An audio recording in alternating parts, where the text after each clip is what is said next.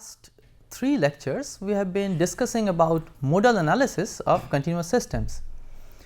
Now, we have solved the problem of modal analysis, which is nothing but solving an eigenvalue problem, as we have seen, analytically, which means that we are exactly solving the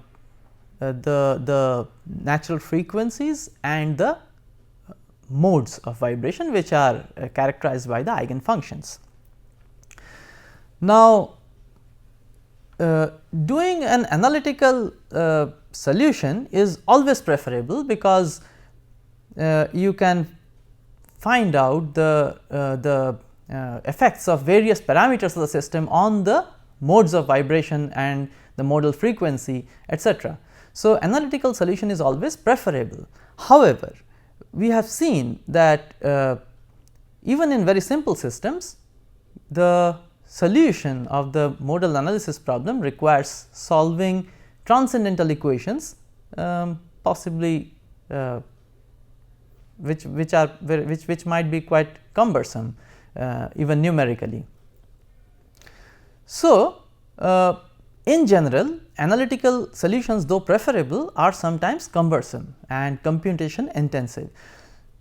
So, it is of interest to know if numerical methods of modal analysis or approximate methods of modal analysis are possible. So, in this lecture and the next lecture, we are going to look at a few techniques for solving the modal analysis problem or the eigenvalue problem approximately numerically. So, what is our motivation for studying the approximate solutions? So, the first motivation is that the analytical solutions may be cumbersome. The other thing is, an approximate method can provide a quick solution to the modal analysis problem, which may be sufficiently accurate for our purposes. So, let us look at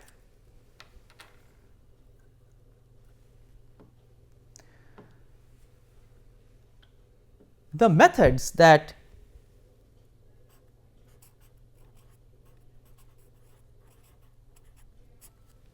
are available to us for approximate modal analysis.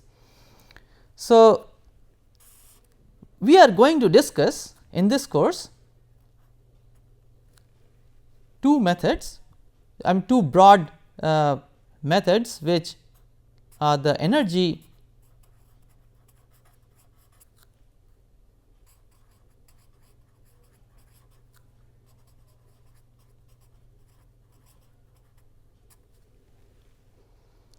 based methods, which will be the topic of discussion in today's lecture, and in the next lecture we are going to look at projection methods.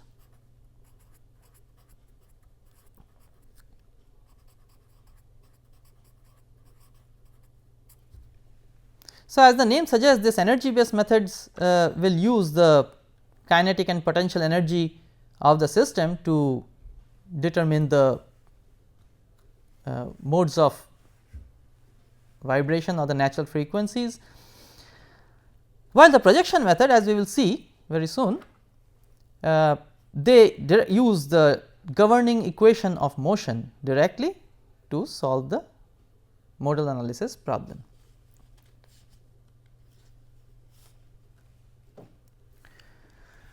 So, the first method that we are going to look at is the Rayleigh method.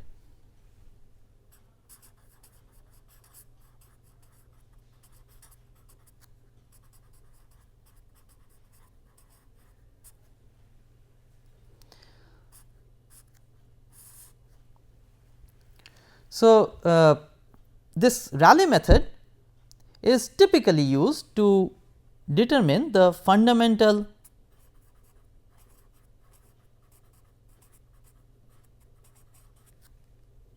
frequency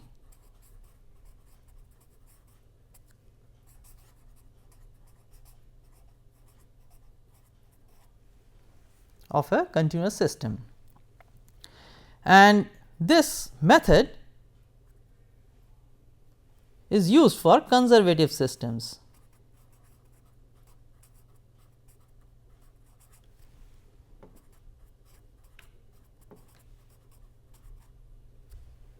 So, we use Rayleigh method for conservative systems. So, how does this method work? So, let us understand this with the example of a bar.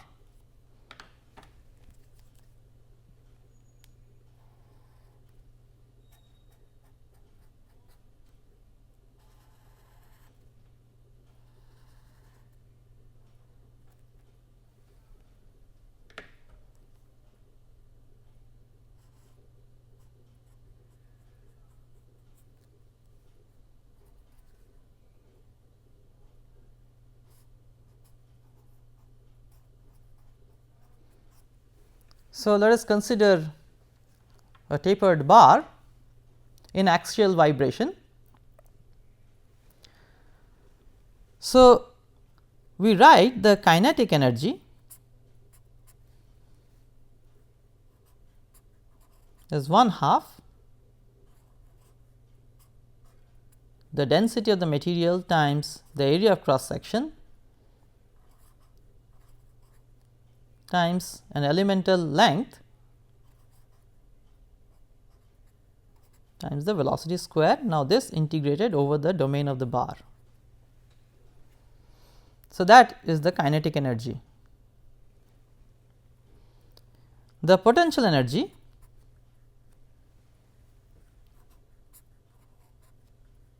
is 1/2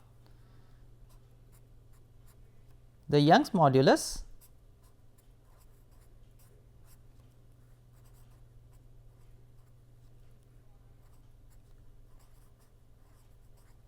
times the spatial derivative of the field variable square dx and integrated over the domain of the bar. Now, this system, this bar in axial vibration, as we know, is a conservative system, which means that the total energy of this bar is a constant. So, the total mechanical energy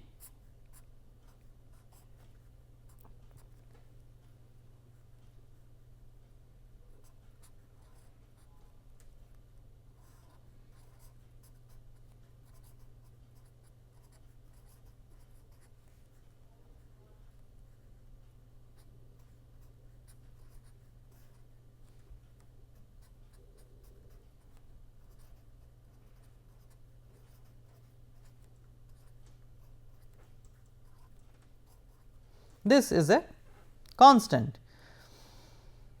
Now, let us suppose that this system is vibrating in one of its modes. So, as we have already discussed that when a system is vibrating in one of its modes, the field variable can be written as a separable function of space and time in this form. So, this special solution form is valid for a system, for this bar vibrating in one of its modes. Now, we will substitute this expression in the total energy of the bar, and once we do that,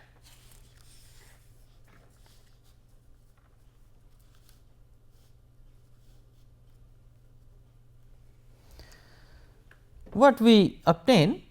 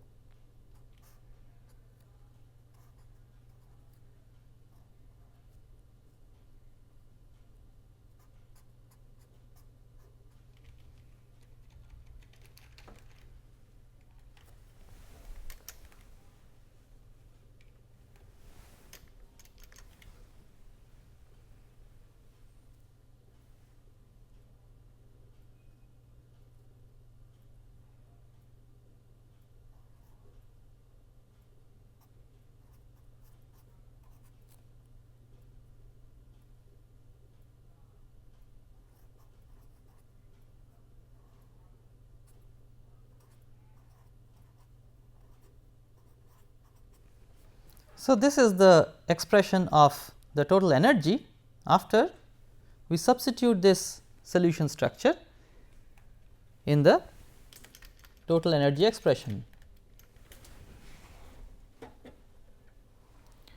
Now,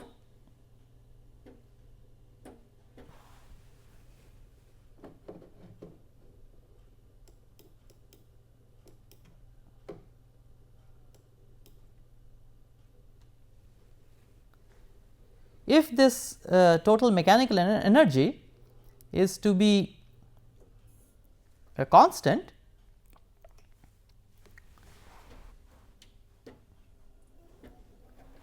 then what it would require is that it should be independent of time, and this is possible only when the coefficient of sin square omega t and cos square omega t, they are the same, which means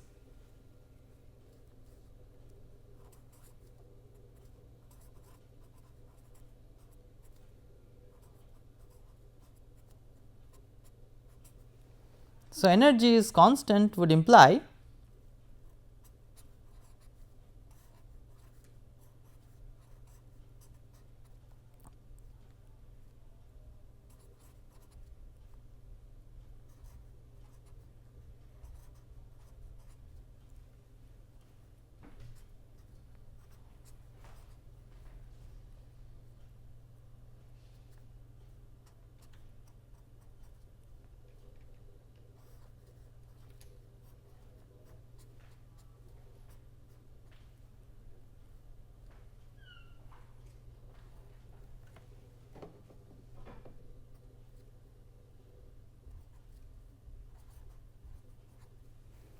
these two, the coefficients of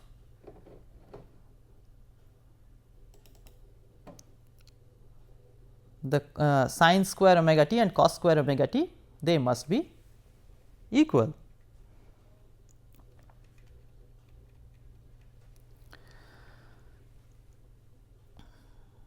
So, therefore,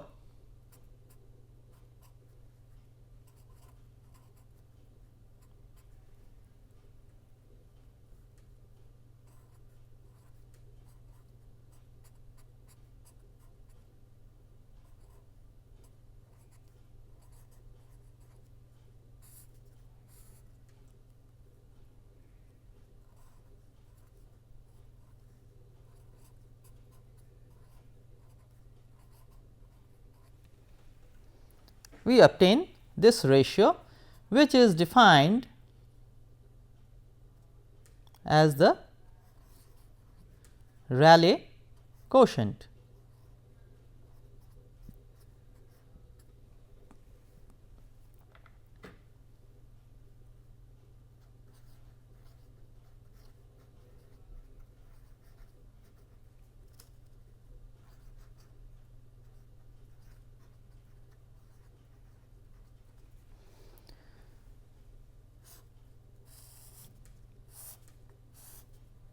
And this Rayleigh quotient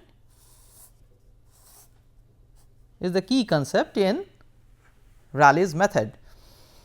So, what we have done is we have considered the modal solution, substituted it in the total energy expression, total mechanical energy expression, and finally, we force that the energy to be independent of time by matching the two coefficients of the sin square and the cos square omega t terms to obtain omega square as a ratio, which is known as the Rayleigh quotient.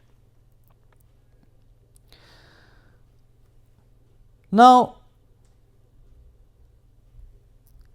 sometimes this Rayleigh quotient is also expressed as maximum potential energy divided by the maximum kinetic energy.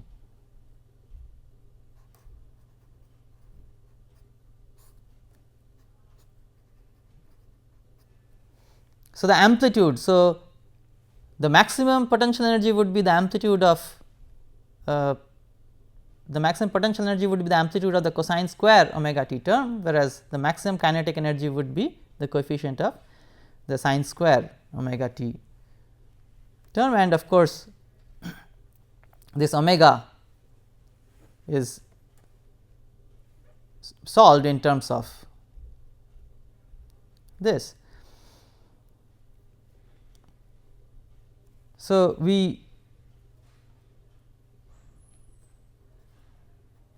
this is 1. So, from here we solve for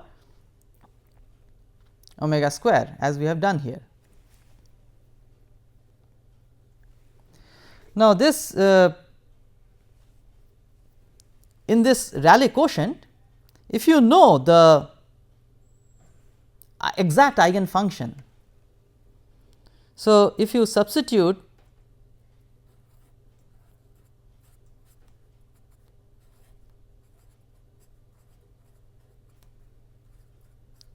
where I am using this exact superscript to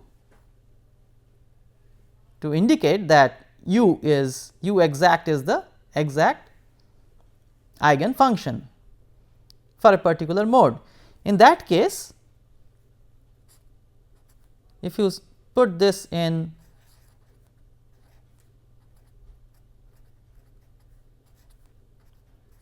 the Rayleigh quotient, what we will get is the exact circular eigenfrequency corresponding to that mode. But the problem comes because we do not know the exact eigenfunction. So, in that case, how do we use this Rayleigh quotient? So, usually what is done is we try to minimize this Rayleigh quotient. So, and by minimizing the Rayleigh quotient, we obtain the fundamental frequency.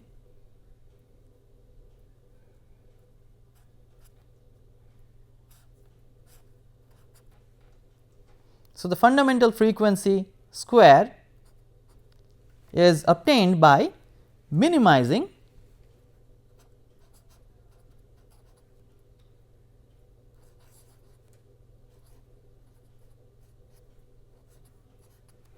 the Rayleigh quotient over a space of possible eigenfunctions u of x.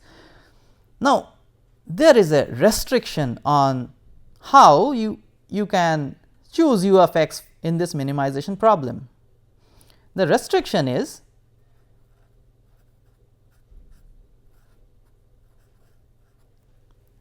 u must be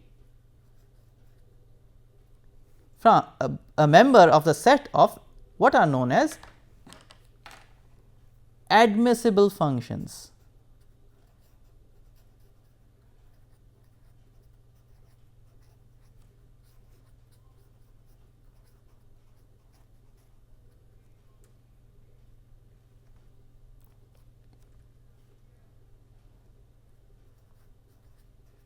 So,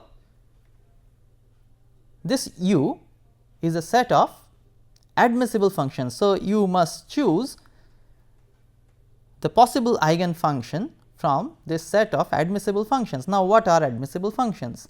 This we will come to very soon. So, let me write for this problem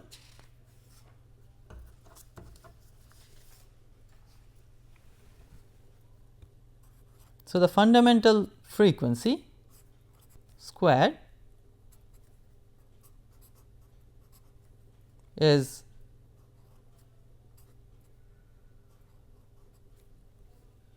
minimization over the set of admissible functions of the Rayleigh quotient.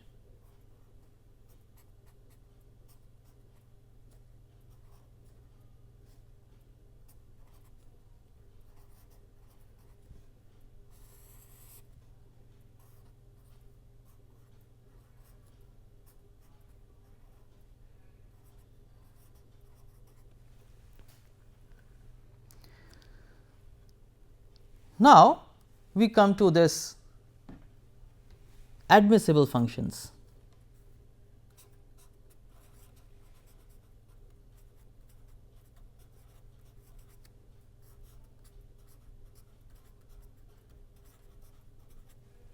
So, what are admissible functions?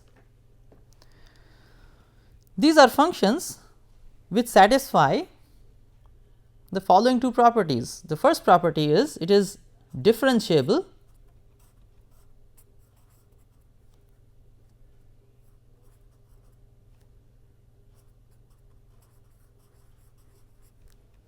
at least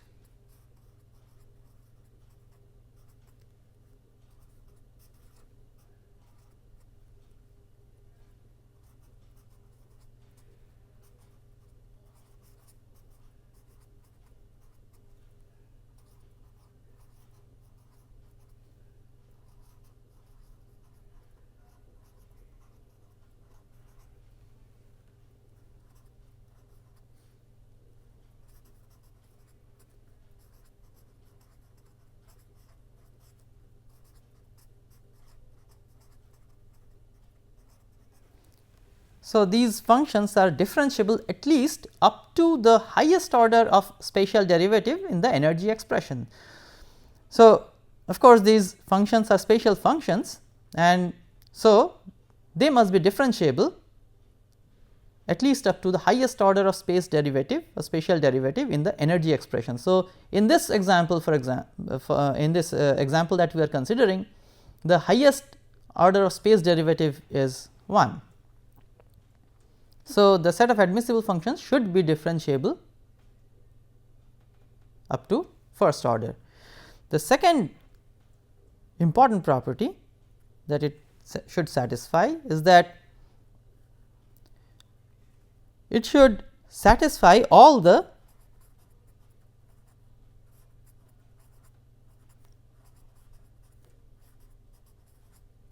geometric boundary conditions of the problem.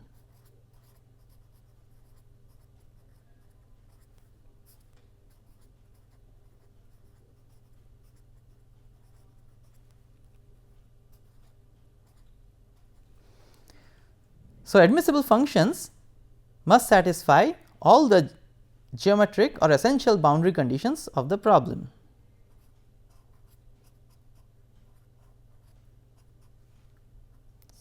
So, they satisfy all the geometric or essential boundary conditions of the problem. So, these two properties, the functions that satisfy these two properties are known as admissible functions.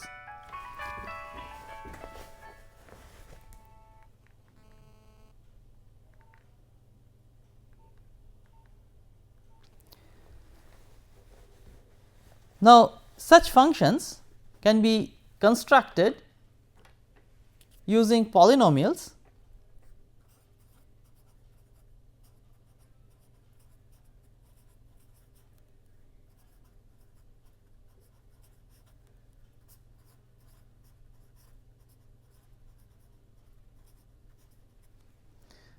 trigonometric functions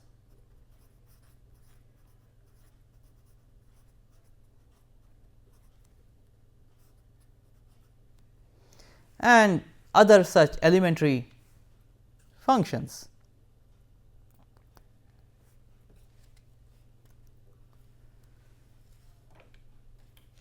Now, let us look at this example of the tapered bar. So, as you can see, it is fixed at x equal to 0 and it is free at x equal to L. So, the geometric or essential boundary condition is on the left boundary where the bar is fixed. So, we must choose functions, admissible functions which satisfy the boundary condition at the left. So, let us look at such functions. So, we must have So, we have to choose admissible functions for this problem such that it is 0 at x equal to 0. This is the minimum condition that is required. So, a possible choice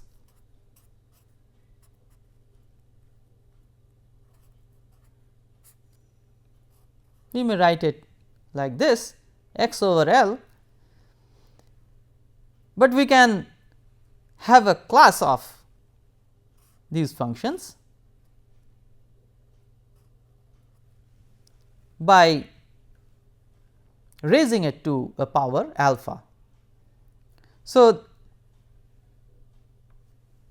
we actually have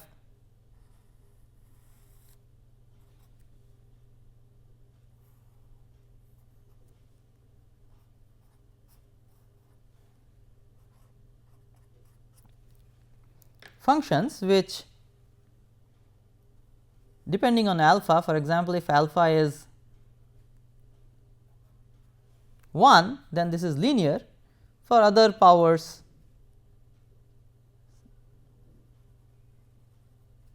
it can go like this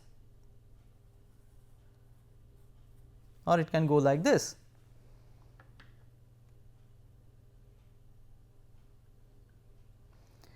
Now,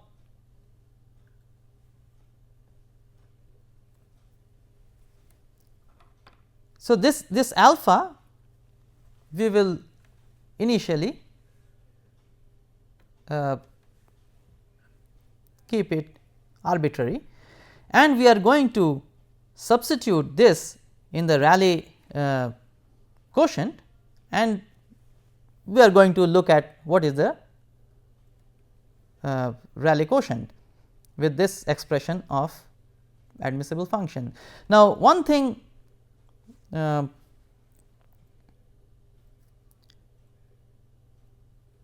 that you can see that we now have not one function, but we have a class of functions, and we can adjust alpha and see which function minimizes the Rayleigh quotient. So, this alpha provides us with a handle to solve a minimization problem as we have formulated it. So, if you calculate the Rayleigh quotient with this admissible function, then the Rayleigh quotient finally turns out to be a function of alpha, which is unknown as yet, and this expression turns out to be, this can be solved very easily, and what we obtain is this expression of the Rayleigh quotient.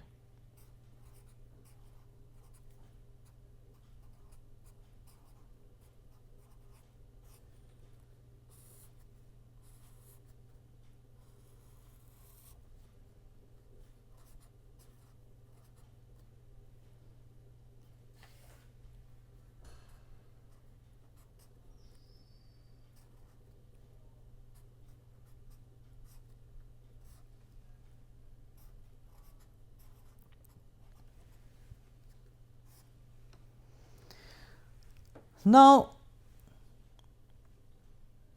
so this term is the I mean has the properties of the bar, the geometric as well as material properties of the bar, while this coefficient, which is a function of alpha, determines the Rayleigh quotient. Now, this alpha is unknown as yet. So, we can put various values of alpha, or we can minimize the Rayleigh quotient with respect to alpha and determine alpha. So, let us see what happens if alpha is 1, and this remember is omega square. So, this turns out to be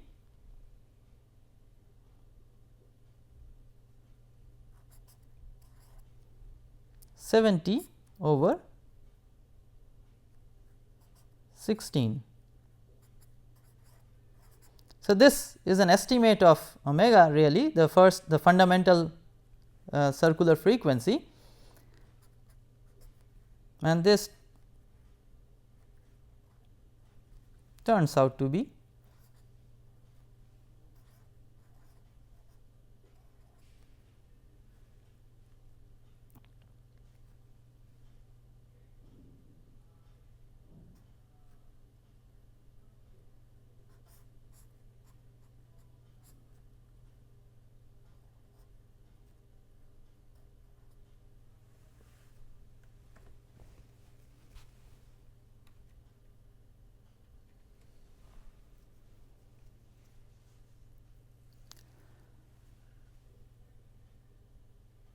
Now, let us see what happens if we minimize with respect to alpha.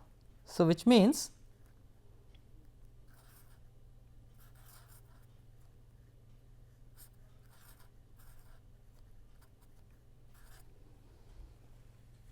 so if you do this minimization, this gives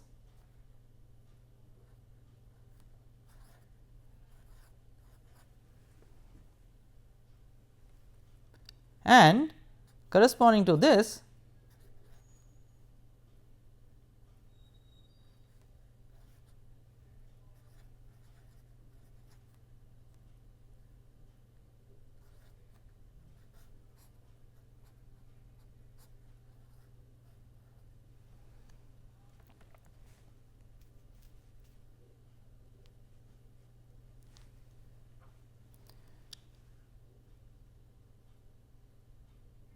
so you see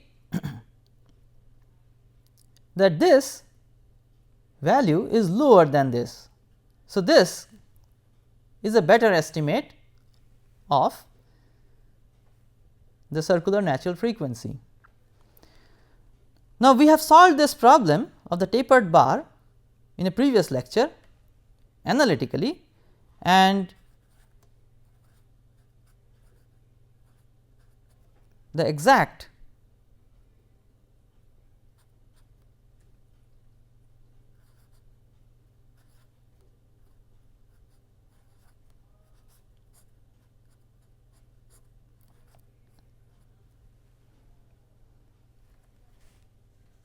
circular natural frequency that we determined was this. So, this is still lower, as you can see that this is higher than the exact, but they are quite close. This is within 3% of the exact.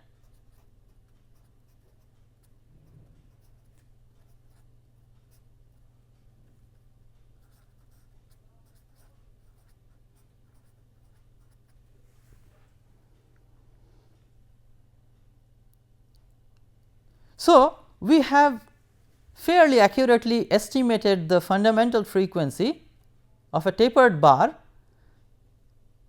using a very simple method.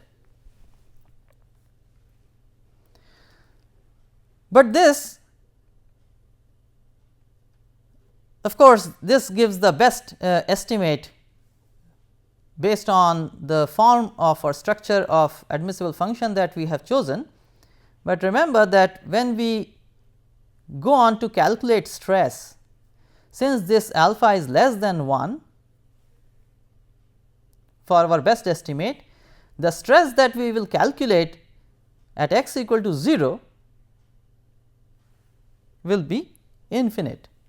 So, it will have some, it will give some unrealistic estimates of stress in the bar. However, the frequency estimate is fairly accurate. Now, here using Rayleigh method we have estimated the fundamental frequency. Now, can we now go on to find out the higher frequencies? Now, that is possible using what is known as the Rayleigh-Ritz method.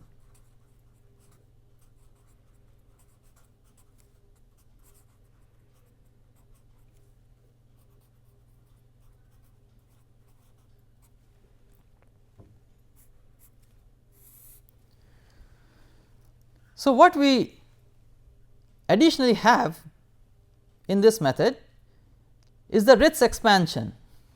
So, we make use of the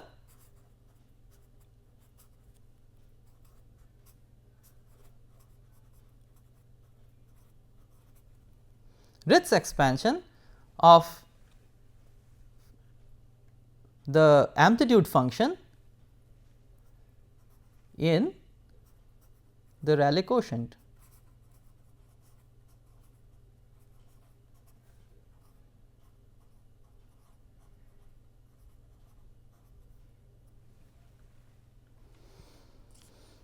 So, what I mean, so if you see this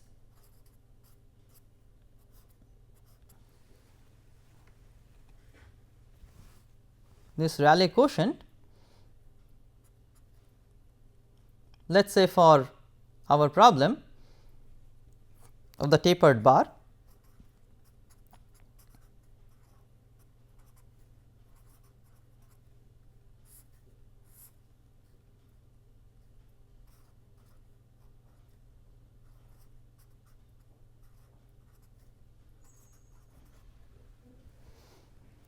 so we will minimize this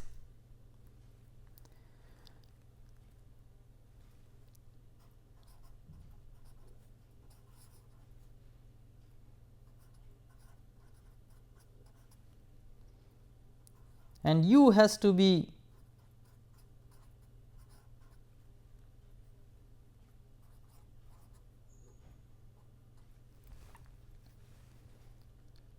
chosen from the set of admissible functions. Now, this u, the amplitude function, we will expand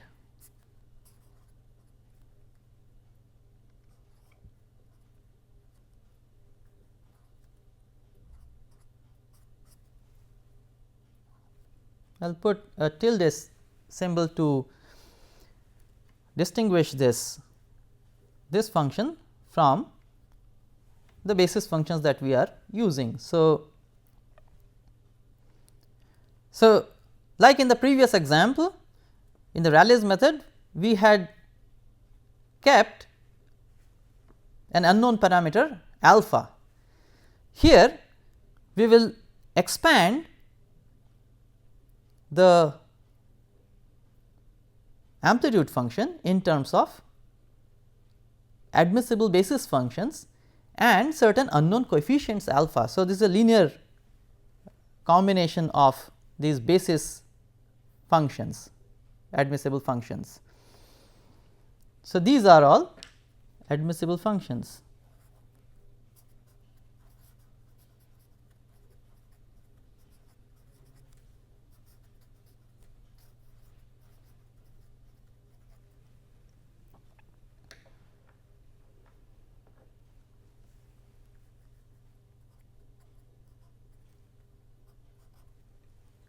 And we can take any number of terms.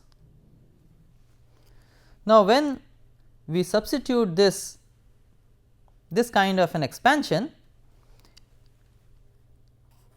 the Rayleigh quotient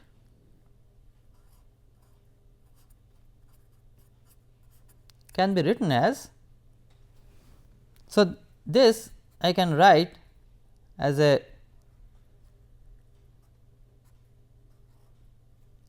vector multiplication. So, alpha is a column vector and u is also a column vector. So, the dot product will represent this scalar function u tilde, and when I substitute this expression in the Rayleigh quotient, I can write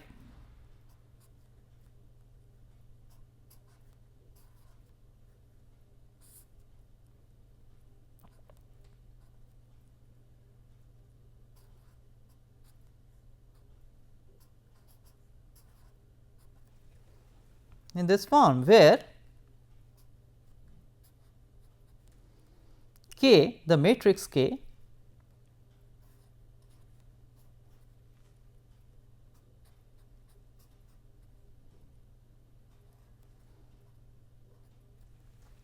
so the ijth element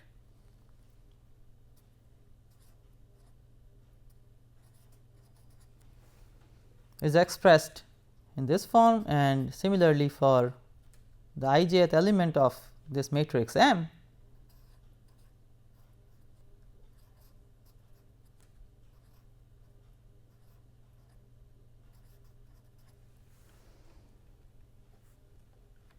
is expressed in this form.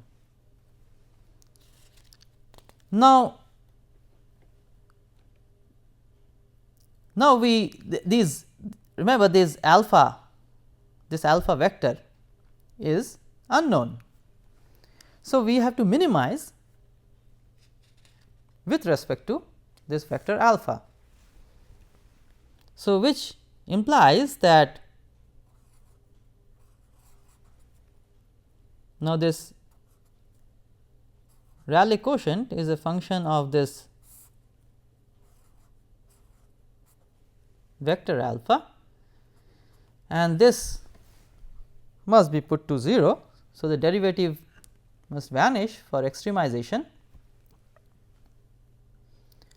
Now, this derivative implies that this derivative has to be taken with each element of this vector alpha. So, we have, if there are capital N elements in this vector alpha, then there will be n equations in n unknowns.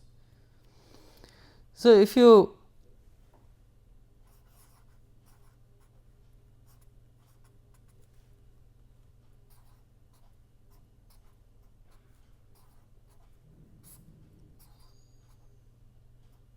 consider this expression of the Rayleigh quotient, and if you perform this derivative, which is straightforward, finally what you will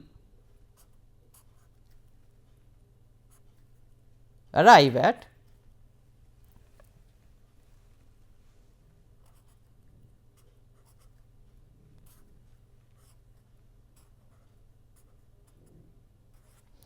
now. Here how will omega enter? We have used this expression here. So, if you perform the derivative, this coefficient actually turns out to be this ratio, which I am replacing by omega square.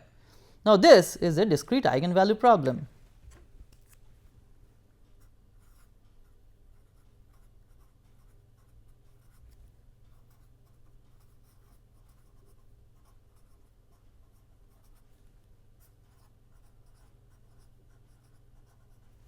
Which can be solved very easily to determine omega and this vector alpha, the eigenvectors alpha, and finally, once we have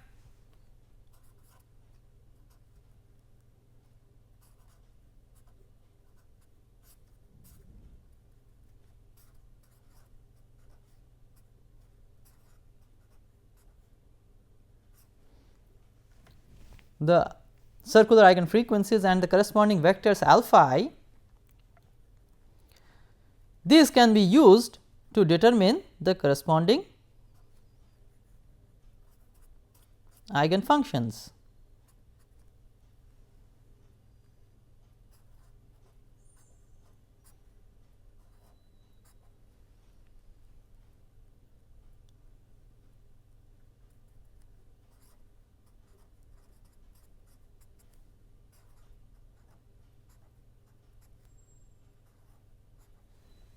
using those basis functions, basis function vectors, vector u. So, using Rayleigh-Ritz method, we can find out not only the fundamental, but higher modes of vibration. Now, as a thumb rule, if we want, because the accuracy of these various modes will be different. So, as a rule of thumb, if we want n modes accurately,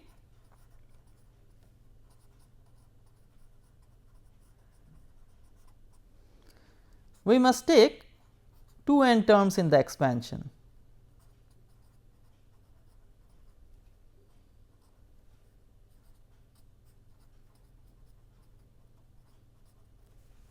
I mean, this is a rough estimate, rough way of estimating how many terms you must have in the expansion, and this may or may not work always, but this is a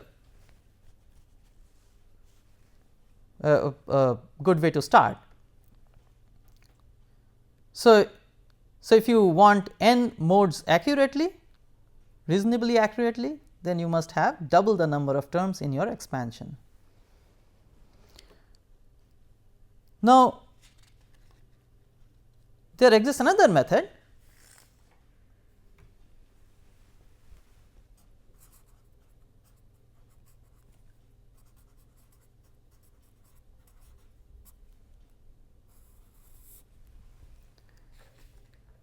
which is quite powerful in this class of methods, which is known as the Ritz method. Now, in the Ritz method, we use the idea of Ritz expansion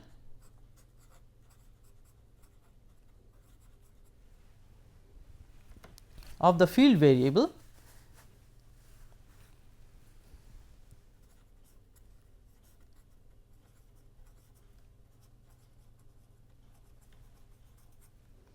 and substitute this expansion directly in the variational formulation.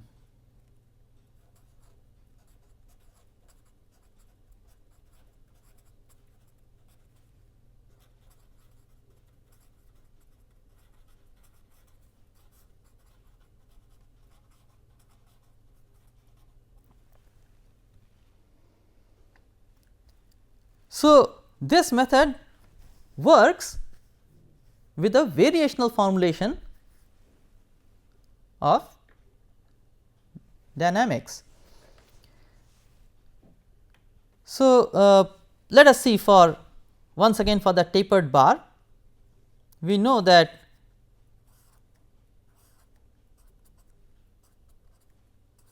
the variational formulation for this tapered bar reads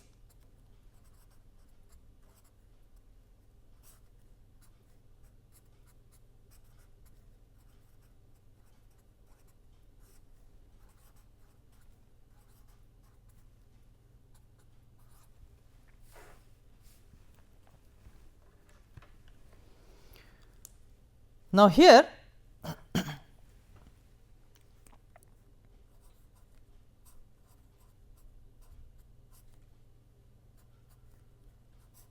we use this expansion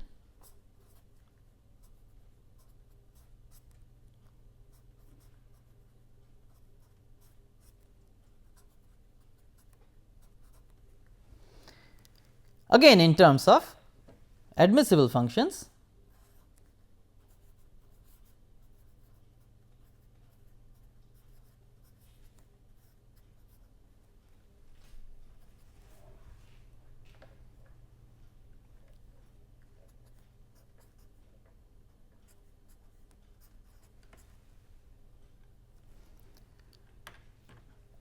Now, once you substitute this in the variational form, in the variational formulation,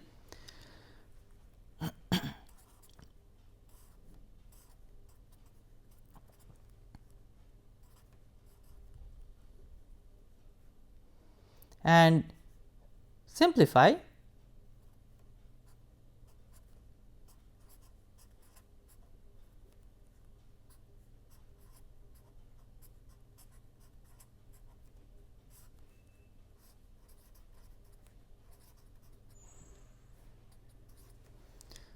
we obtain this, where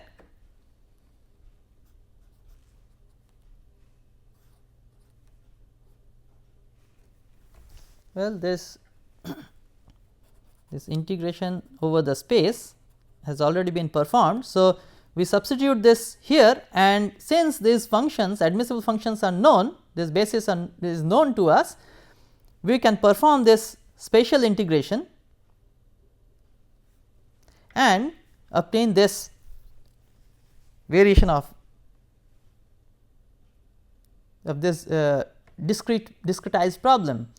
So, here this matrices M and K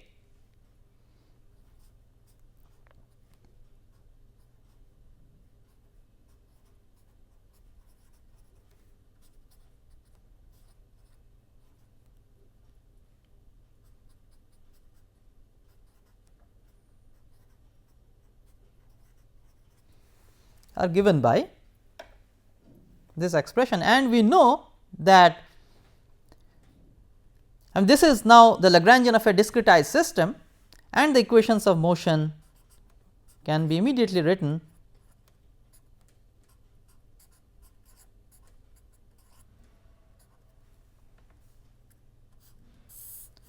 so in this Ritz method we have essentially discretized our problem.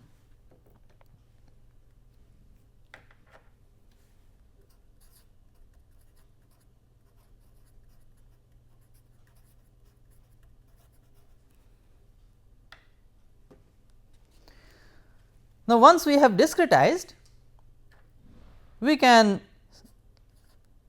search for solutions as we do for discrete systems. So, we search for modal solutions of this form and we solve the eigenvalue problem.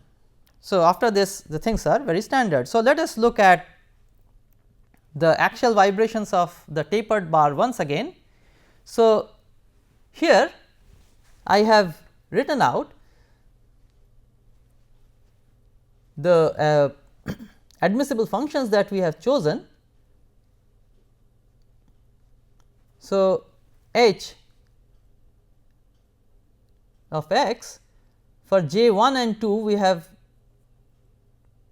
So, we have taken two functions and discretized using these two functions. The equation, the discretized equation of motion is shown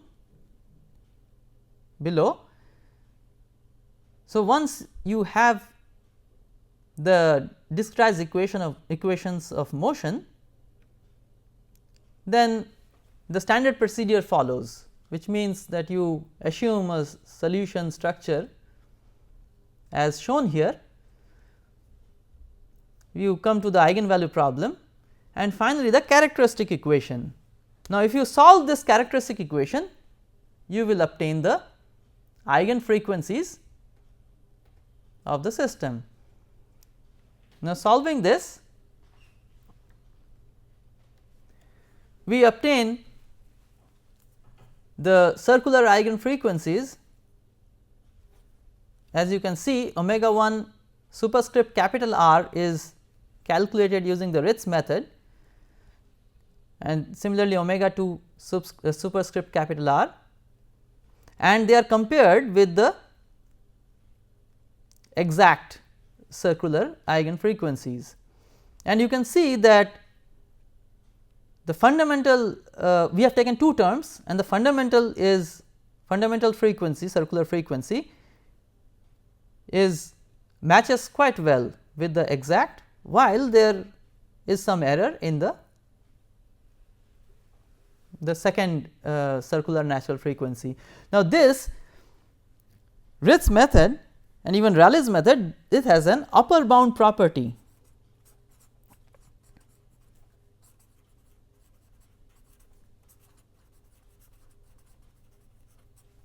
Which means that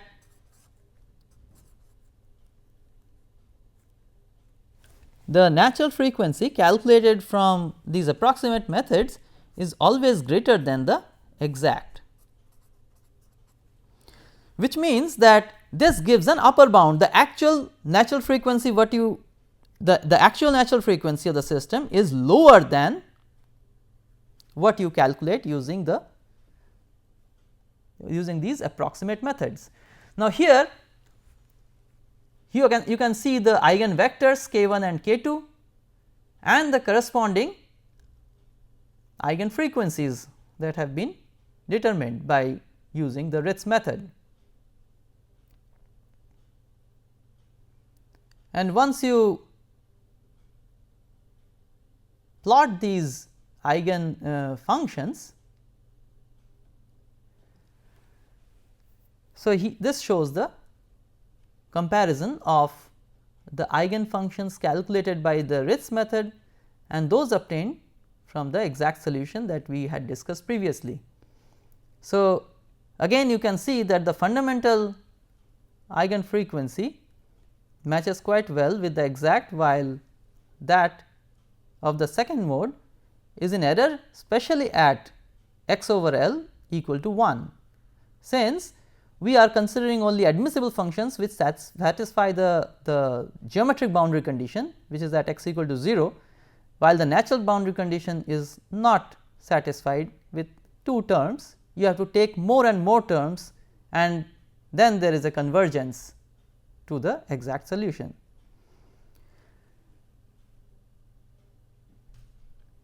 Now, we will summarize this lecture. So, we have considered approximate modal analysis based on energy methods which uses admissible functions. We have looked at 3 methods: Rayleigh Quotient, Rayleigh Ritz method and Ritz method, and these methods have an upper bound property of the eigenvalue estimates, and these methods work for conservative systems with potential forces. With that, we conclude this lecture.